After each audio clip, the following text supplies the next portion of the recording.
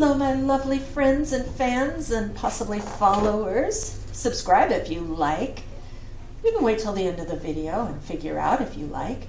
I'm Dawn Marie. I am here in my studio, lovingly known as the Briarwood Imagiporium. Mostly has a name because I'm in the heart of downtown in the small town I live in, and I do open on Saturdays, so you know, if you're going to have a storefront, you kind of have to have a name.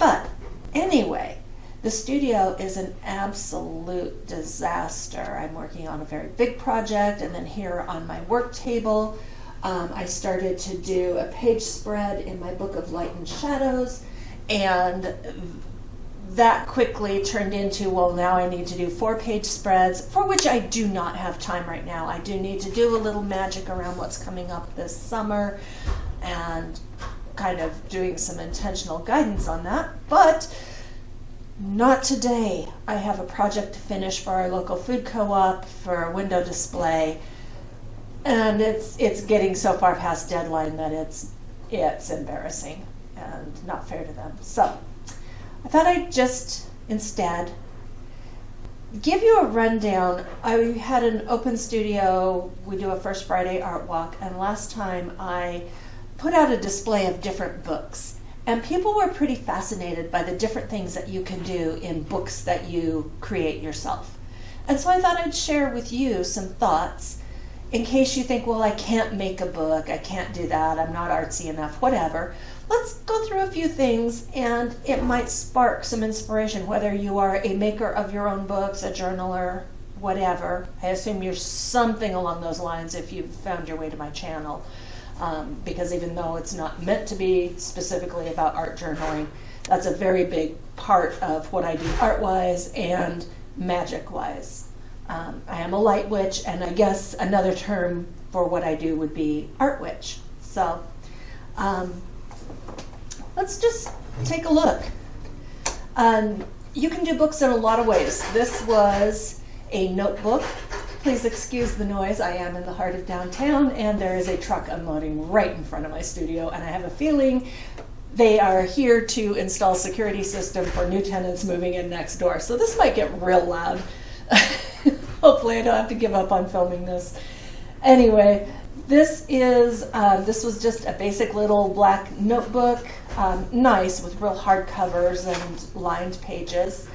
And I have this beautiful piece of upholstery fabric that I embellished. Before I put it on the cover, I embroidered around some of the pattern that was there. So I didn't have to create from scratch. I just added embroidery stitches, stitched on some glass beads, took some flower petals from a silk flower, put down in the center, and put a lovely little brass frog charm on there.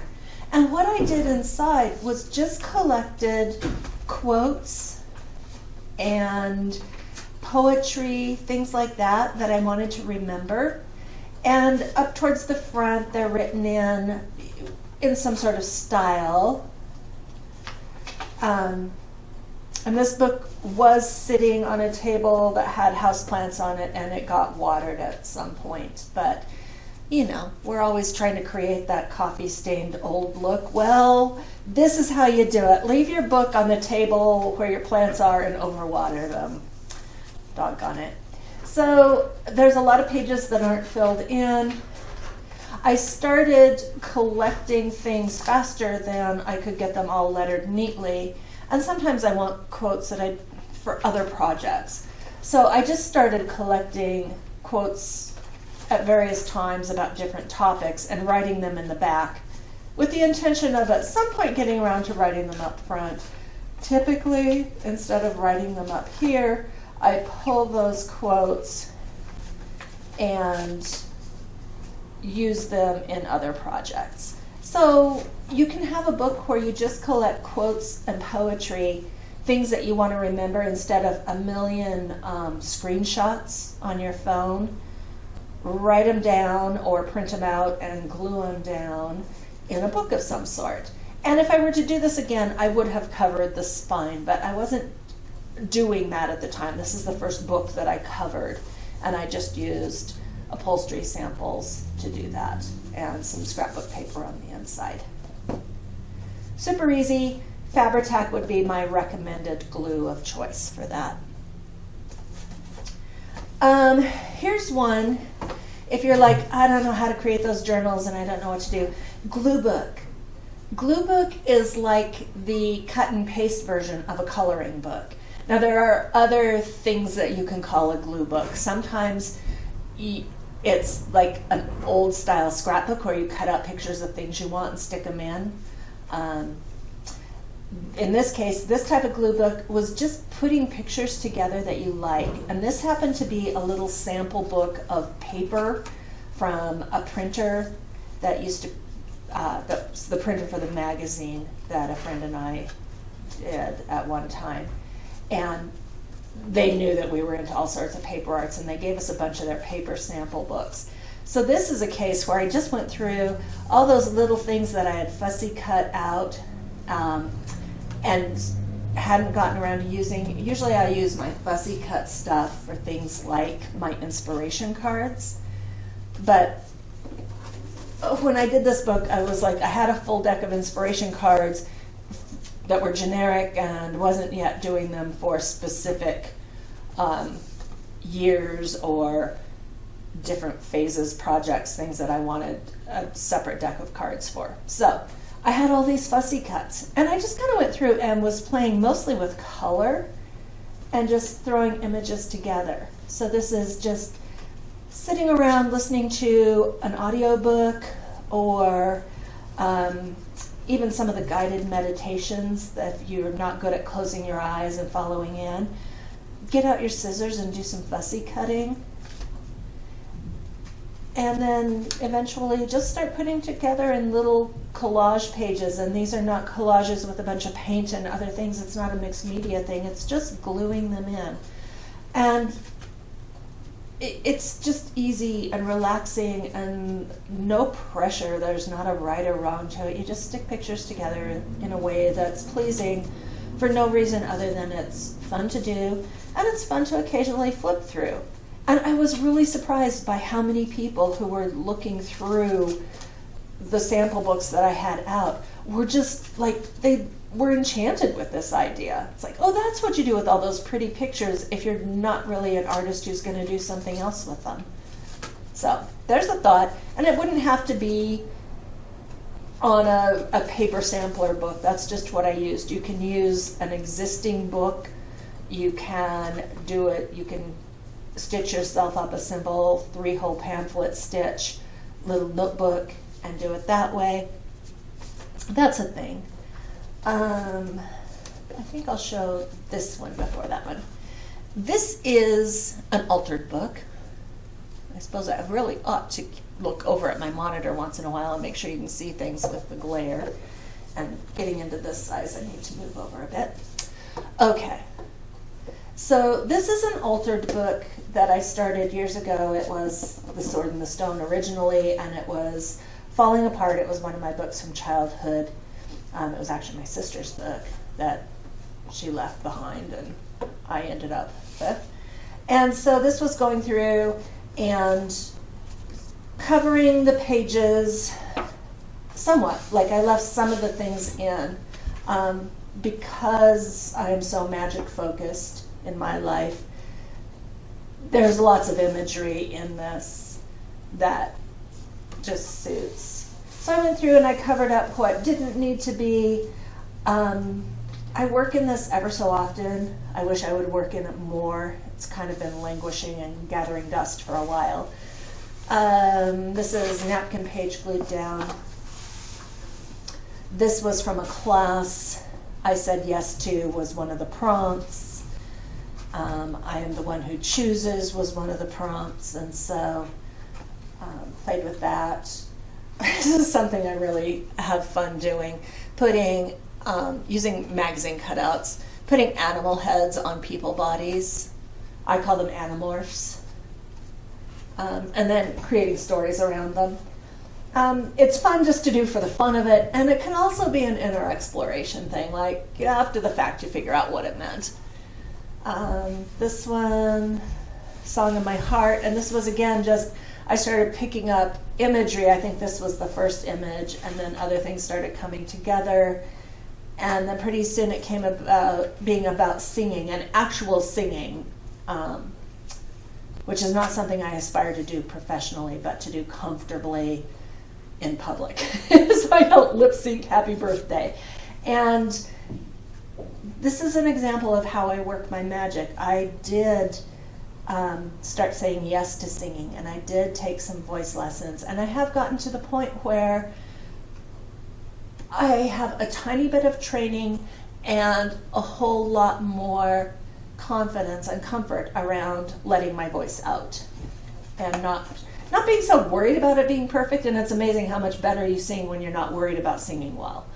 And so this is a way of working magic in your life by putting things on the page and setting intention around them and circling back to it, checking in with your books. A page spread that's ready to go that I haven't done much with. Using black to cover things up.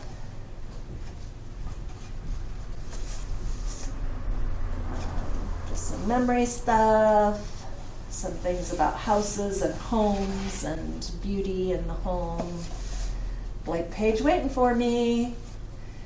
This was a whole bunch of magic. This is an after the fact page. I worked some magic and ended up doing a thing I very much wanted to do, a trip to France for an art class. That was a lot of magic. Another day I will create a video around that and around making that kind of magic in your life. So this is one, don't let fear eat you up, find your magic, or just try this. And I don't know if you can tell, but the sun is actually sticking its tongue out like blowing a raspberry. So that whole don't take it too serious. So that's one thing you can do with books. And in this case, the pages were falling out. It looks like tape, but it's actually some just sheet fabric, old muslin, soaked in glue and put in to hold. The pages were still bound together, but they were falling out of the spine. So that was just done to hold them in. But you can do lots of fun things in a book. So that's an altered book.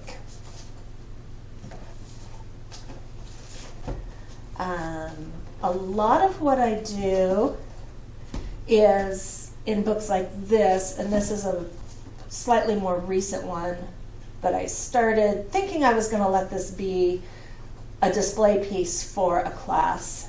And that pretty much put the kibosh on actually doing much in it. So I'm just now starting to reclaim it as a personal thing.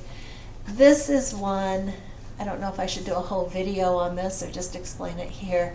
Quintessentials, the quintessentials list. Quintessentials are the 5 basic elements was the original meaning of quintessentials, but we use the word now to mean the very most elemental characteristics of a thing, and in this case, of you. And yeah, my quintessentials list has grown over time, but things I love to do, things that make me happy, my list always starts moss and ferns and fairy places. Oh yeah, we're gonna have some noise from next door. Hopefully not too much. Let's try to get through this. Here is a page spread done very similar to what you saw done very similar to the way the pages in here were done with paint in the background.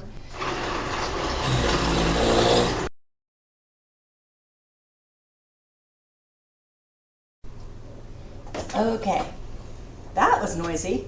And it may kick up again. They said about half an hour and it's only been a few minutes, but it's good. Okay, there goes the ladders. I'm afraid to talk. Every time I start to talk, they start making noise again. He's carrying the ladder away. They're always noisy to put away though. Okay. So, a lot of the art magic that I do is when it's in books rather than sculpted or whatever. is kind of this style. And if you were to look very closely, you can see that there is writing in the background. And what that is I've written through a topic. In this case, it was, what is it that makes your heart sing? So I used a prompt that I gave myself and others last year before, around Valentine's Day. And kind of wrote through that. And then before I paint over that, I take a quick snap with my camera, cell phone, so that I can remember what the words were. Paint over it as opaque or sheer as feels good, and until the background looks the way I want. And then pull back out some of what I wrote and write it in on top. Sometimes there's a lot to write in on top. Sometimes I didn't write anything that was especially profound or meaningful. So I do that, and then I use some collage. I really enjoy using magazine pages, old greeting cards, whatever, for collage. And this with this little flippy bit, that was something that was a little bit more private, and I knew that this was going to be something I was showing in a class I was teaching. And so the part that's a little more private, I put behind. I don't really mind so much when I'm teaching a class. I get pretty open about personal things. But also these samples sometimes sit out like in my window on display and things. And so that's a way that I don't feel too weird about that. So this book gets used that way. I've got another spread I'm working on in here. I've also touched some things in here that are just, it's more glue book type things in a way. There's a little magic in here, a little bit of kind of how do I want things to feel in my life, how do I want them to look. Not exactly these things, but just kind of the feel of this. Like that's what I was just needing one day. Like how, I use it to clarify, I guess, is the best way to say it. Sifting through images I've pulled out of magazines. I have some paper trays that I put them in. And just sifting through and going, this is how I want to feel, this is how I want to feel. And gluing up a page about that. It's just a very soft kind of an art spell. And it doesn't take any artistic talent. It's just finding visual images and sometimes a few words. So that was just kind of around home and personal life, kind of a little bit around business life. This is a building in our town, so that was a little bit about community life. Off to the beach, which I try to do at least once a year. And this is just some artwork I really love the style of, and so then I put a pocket in this page so I could tuck some more things in, just art styles I want to try, which has not much to do with magic making directly, but just, you know, it does put a little bit of energy behind the, gosh, I want to try that style of art. Like it's here, it's in my magic book. That's just the background, some notes on art magic, and then there's a spread in there that I started to do. So like I said, I started this book a while back. Losing things. Started a while back with the intention of it being public, and that just shut it down.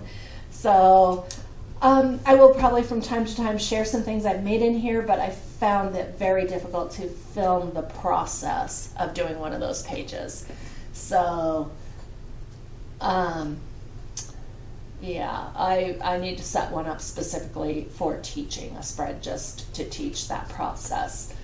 And then I'll come back to that idea. But for today, just showing you things you can do in books. And again, you don't have to make the book from scratch. This is a basic sketchbook. Let me see if I have a bare one where I can reach it.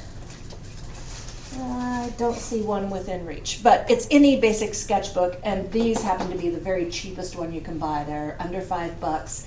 Most drugstores, definitely all the marts kind of places, they all sell these in the art supplies or office supply aisle.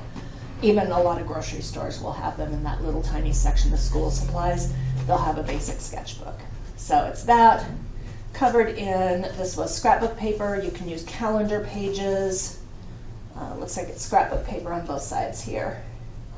So you cover them, and I do have, I'll try to link the video, one of the very first videos I filmed.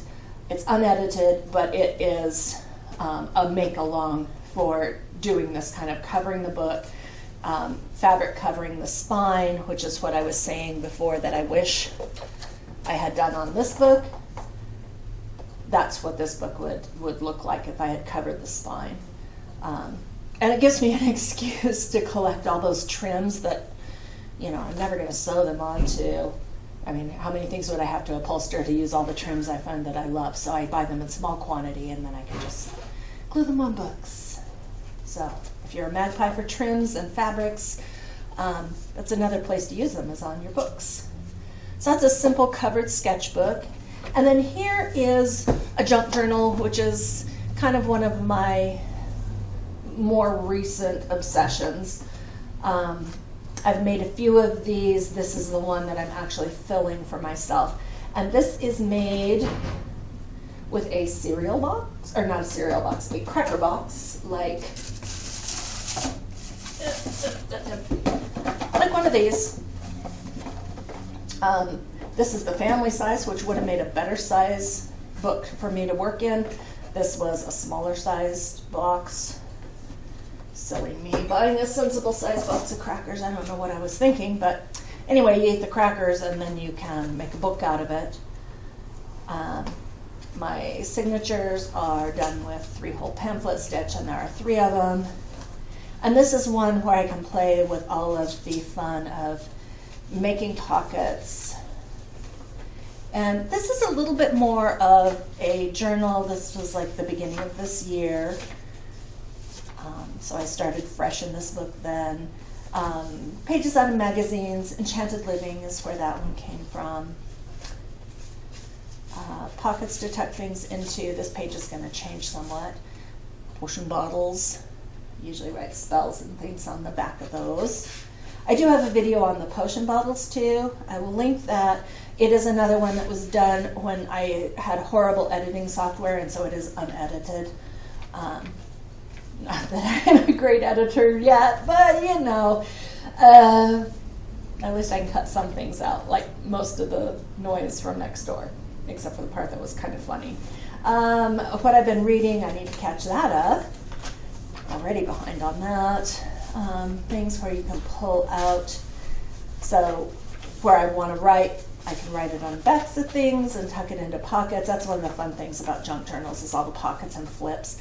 A little postcard a friend sent me about dancing and mentioned contra dance, violins. So I'll fill in some things when we get together for contra dancing again soon. I am a rabbit. Rabbit is kind of my primary totem, my animage. I think this will be the extension of my book list. I don't get a chance to read a lot of physical books, but I listen to a lot of audiobooks when I'm doing the long, tedious parts of some bigger projects. Some things about home and spirit and soul. And so these are pages that I'll fill that in. So junk journals are fun. All kinds of different things can be used for pages. All kinds of pockets and tuck spots and flip outs. They're very interactive. So if you loved pop-up books as a kid, you might enjoy things like this. If you liked like Nick Bantock's Griffin and Sabine, which was letters and there were lots of little things to pull out and look at, if that pleases you. This is the book that I put my tag in. This was a video just a couple weeks ago. Creating ephemera that means something. So this is the book I tucked that into. There's writing space on the back. And when that point comes around, that's a journal spot. I have done some journaling in here. I'm just not necessarily showing it. Map pages. If you're drawn to map pages, but it's like there's like 2 maps that you like, and then you have this whole book of maps that, just the colors of them make nice backgrounds for other things. I'm finding that I was a little bit sad about putting so many map pages in that didn't really mean anything personally to me. And then I realized just the idea of ideas coming from all over the world, it makes a great background. And this magazine picture actually came out of I'll hold it so it shows, out of a British magazine. So, yeah, there's a little international flair in there. This is kind of a typical junk journal kind of thing where you've got pocket after pocket after pocket, and on the backs of these things you can write stuff. And so when you first look, it's just pretty, and when you look underneath the surface, there are nice ideas. And my biggest reason for making this was simply that I had these little tidbits of this page of fairy art remaining, and I wanted to use them. And again, I'm not much into the fairies as little ultra feminine Barbie-esque girls, but I don't know, I still like that imagery. And some more where things flip out and using different things. This is the fun thing in junk journals. No, I did not raid all of the chips at the paint store. I painted professionally, mainly murals, but I carried professional fan decks for many years, so I have lots of strips of paint colors. Ask your local painters if you can have their expired fan decks. Ask the paint stores, do they have old fan decks that are outdated? You might luck into one where you can have all those paint chips without feeling guilty for stealing them off of the racks. Here, where I've stitched in just little snippets of fabric, do I throw away anything? Apparently not. So I'm not going to do a full flip through of this book, but that's the idea of a junk journal. Envelopes. You can stick your envelopes in there. You can see how that one's stuck in. And then when it flips open this way, then you've got things you can tuck in there. Oodles and oodles of fun things you can do with junk journals that make them really tactile and interactive, and that super appeals to me right now. So I've been using that a lot. And then just your standard little sketchbook, and even if you're not an artist, it might be something you want to carry around. This was just doodling with colored pencils. This was another doodle. It wasn't anything I was actually in front of. And you're not going to see very much in here because just like this page will get pulled out. Oftentimes I pull out what I've done in my sketchbook and use those images in collage in my other books. This is one like you would expect a nature journal to have, where I really looked. It's fun to carry this if you are into drawing at all and you're into nature at all, to actually stop and observe. Like, I had never really looked at how cedars grew, how they shaped their fronds and things like that.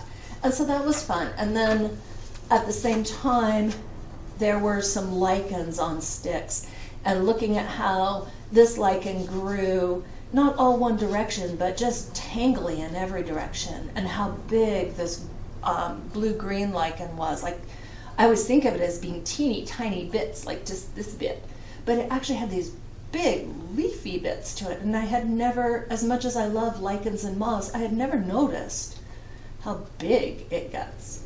So that was fun because it made me stop and really pay attention to some things that I really love, to look more closely. And that's a reminder to look more closely at things that are spiritual, things that are personal, as well as physical things. But even if you're not a super duper artist, carrying one of these to doodle in, I did these while I was waiting for an oil change, and I'll color the rest of them in at some point. These are a super easy spiral process, rows. I'll color them in, I cut them out, I use them kind of in like you would use stickers. I use them on different things. So just carrying a little sketchbook so that you have fodder that's your own stuff if you doodle at all. It's kind of handy, and this one's small enough it fits in my bag that I carry. And it gets doodled in a lot. Like I said, I end up tearing the pages out using them. There was one I drew when we went fishing with my dad, and I actually turned that into a birthday card later. So I thought I was going to keep this great nature journal and it would all be in here, but I just keep ripping things out of it and then doing things that aren't particularly nature accurate. So anyway, sketchbooks, junk journals, larger journals, including grimoire, book of light and shadow. And for me, for some people, a grimoire or book of shadows is only where you collect your spells. You write your information. And I do take notes from classes taught by other magical souls in here, and I just kind of flip past those pages. But I also do inner exploration in mine. The developing of the spell, the developing of the magic is part of the magic in my experience and in my practice. So that's how I use that. Books of collected poetry or sayings, altered books, glue books, go make books. And I will catch you in another video soon. Let me know in the comments if there's any specific thing that you would like me to do a more in-depth video on, a tutorial, or talk more about. Happy to do that. Would love to have suggestions. Go make magic.